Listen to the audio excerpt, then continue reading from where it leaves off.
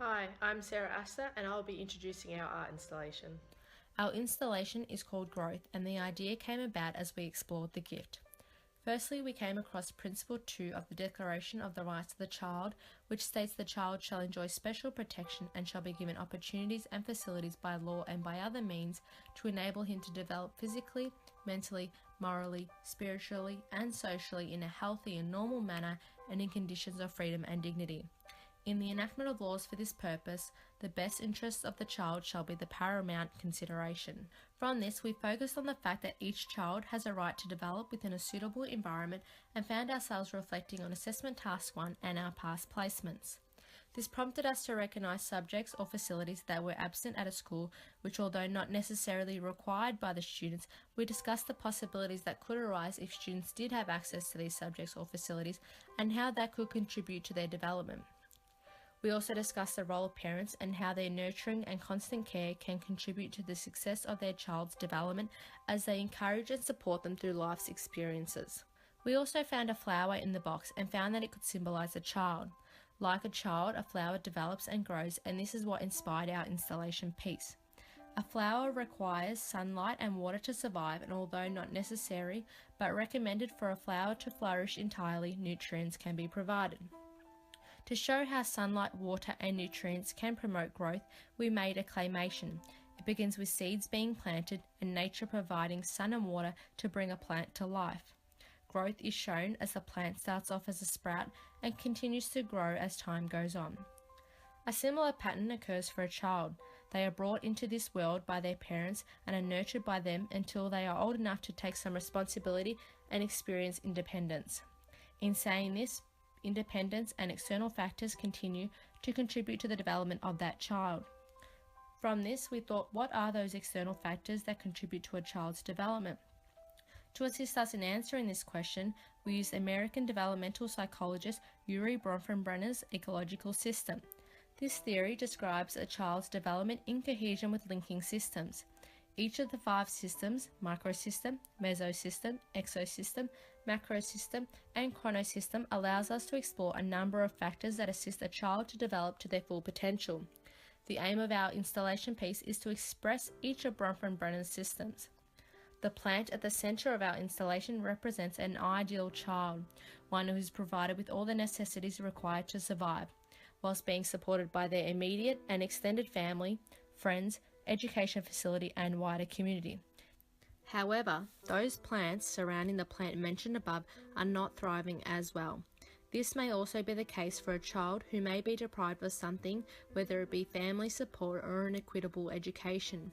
If a child lacks support from any external factors, a child's development will be affected. Our arts installation piece has also been informed by the Victorian curriculum, with many units contributing to the formation of our piece.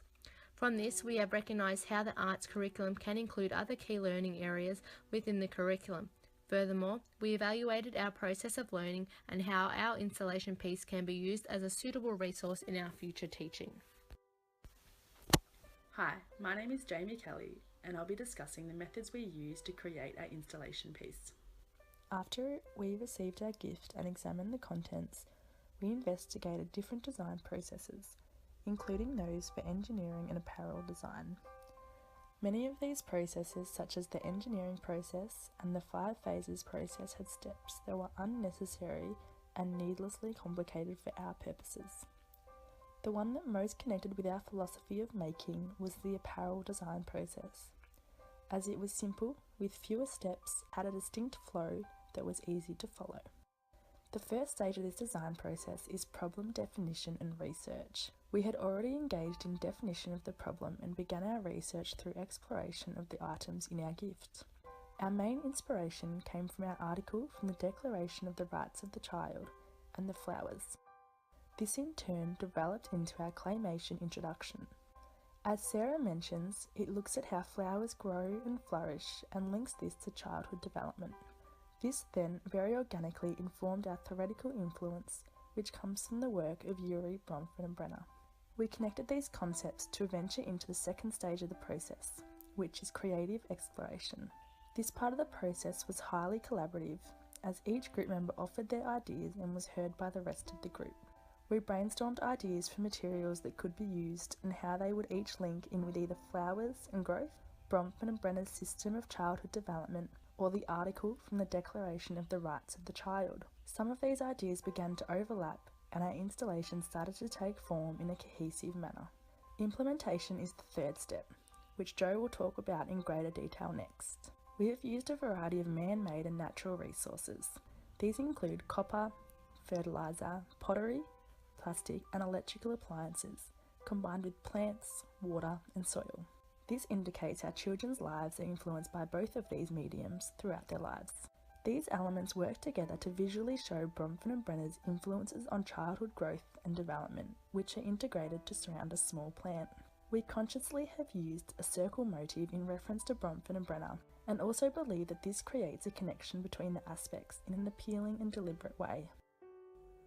Hi, I'm Jo Boyce and I'll be talking about the connections to educational theory in our installation.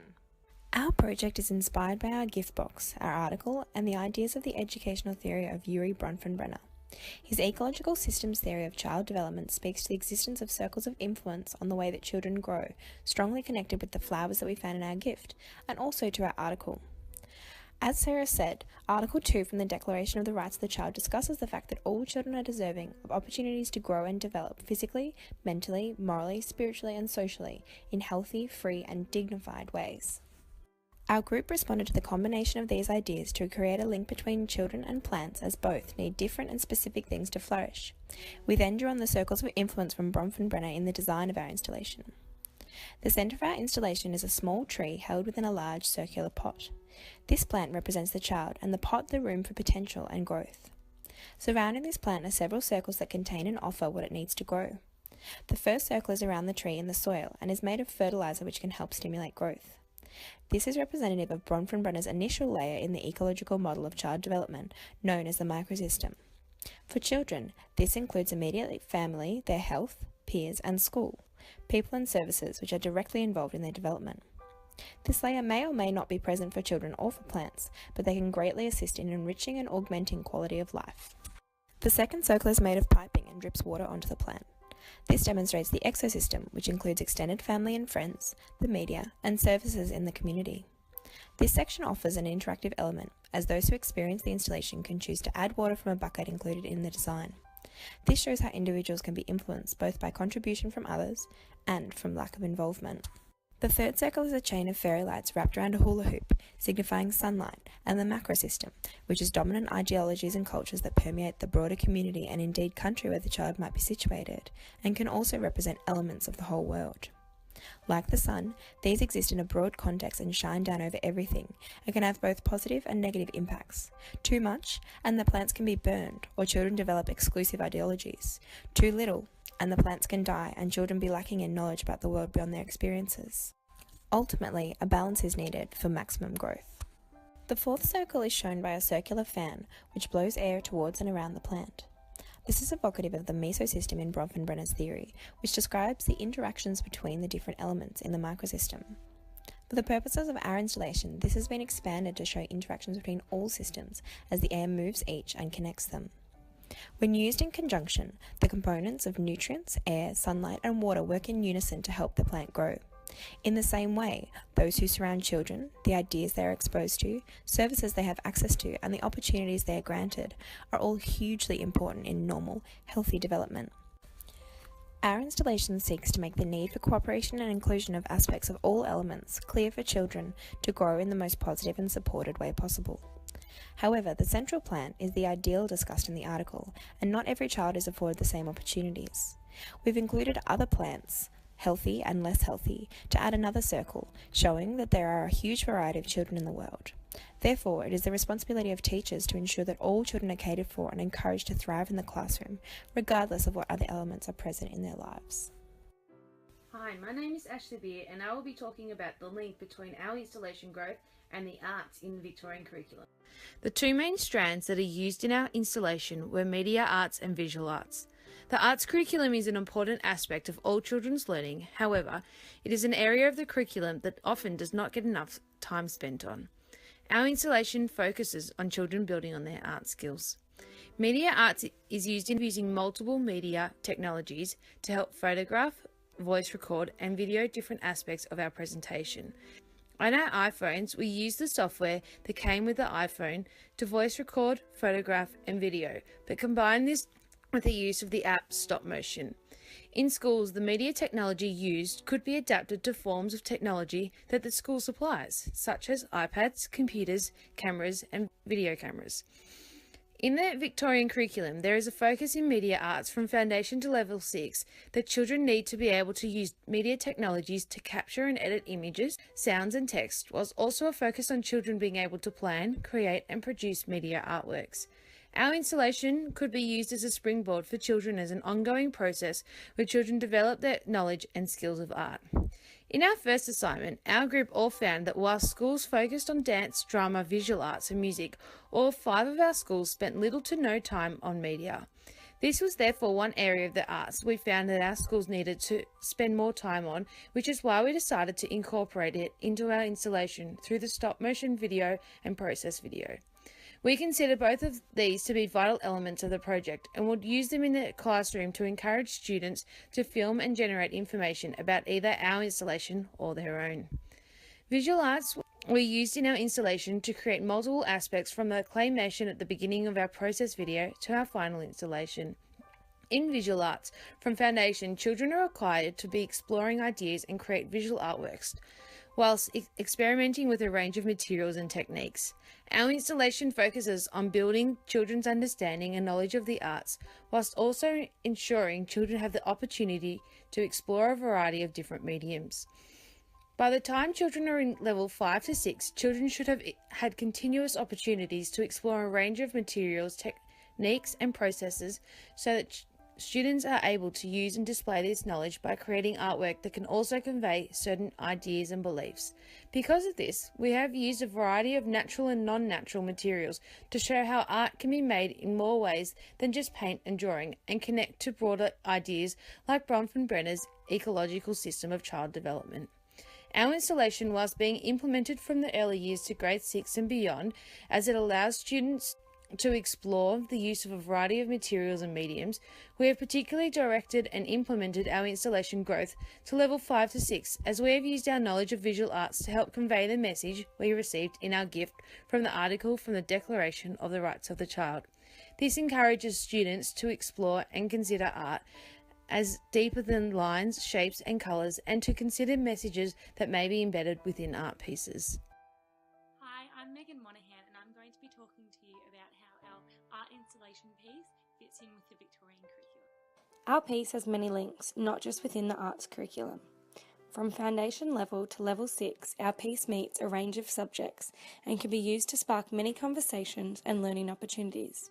As Sarah said, our art piece is definitely a suitable resource for our future teaching. Other than the arts curriculum, the next main curriculum link is science. The idea of growth and development that our piece focuses on is a great opening to biological sciences for every student in the primary school setting. From foundation to level 2, students are learning about living things and how every living thing has external features. Each living thing lives in different places where their different needs, such as food, water and shelter, are met. Things like family, food, water and shelter can be discussed with the use of our growth art installation piece. In particular, our small plant in the large pot, showing room to grow, as well as the circle of water dripping, representing involvement from family, friends and other services to grow healthily. At foundation to level 2, students are also learning about how living things grow, change and have offsprings similar to themselves. At levels 3 and 4, the students are learning about living things and their life cycles, and how we depend on each other and the environment to survive. Levels 5 and 6 relate so nicely to our piece, with the understanding being that the growth and survival of living things are affected by the physical conditions of their environment. The art piece could be used to spark conversation and investigation about how the changing of physical conditions for plants or other living things impact their growth and survival. Looking at growth and development in the physical sense, the art piece then also relates to the curriculum of health and physical education from foundation to level 4. Within these year levels, the curriculum looks at our bodies and what keeps us safe and healthy. This links to recognising how bodies grow and change over time, and the people and the actions that enable us to stay safe and healthy, including being able to identify relationships that make us happy and feel loved, and the people in our communities that help us. At levels 1 and 2, students are given opportunities to describe their own changes, both physically and socially, and discuss how family and our community can impact on that. In levels 3 and 4 in health, students are starting to learn more about their well-being and emotional health, understanding how we develop mentally and the impact that that can have on our growth and development. This particularly relates to our art installation and the ring of dripping water, which we have used to represent Bronfenbrenner's exosystem. This ring represents happiness and the input from others, the relationships we share, and the impact that they can have on our personal well-being. The curriculum gives levels 3 and 4 the opportunity to explore strategies of managing our physical, social, and emotional health. This links in with personal and social capability curriculum, learning about self-awareness and management. Our group has worked cooperatively and creatively to bring you our installation growth. Overall, our intention was to link Article 2 from the Declaration of the Rights of the Child, Yuri Bronfenbrenner's social ecology theory, and the growth of plants to design and implement a piece that was cohesive, visually appealing, and could easily be used within the classroom to incorporate both the arts and other areas of the curriculum. We hope that you have enjoyed our process video. From little things, big things grow. From little things, big things grow. From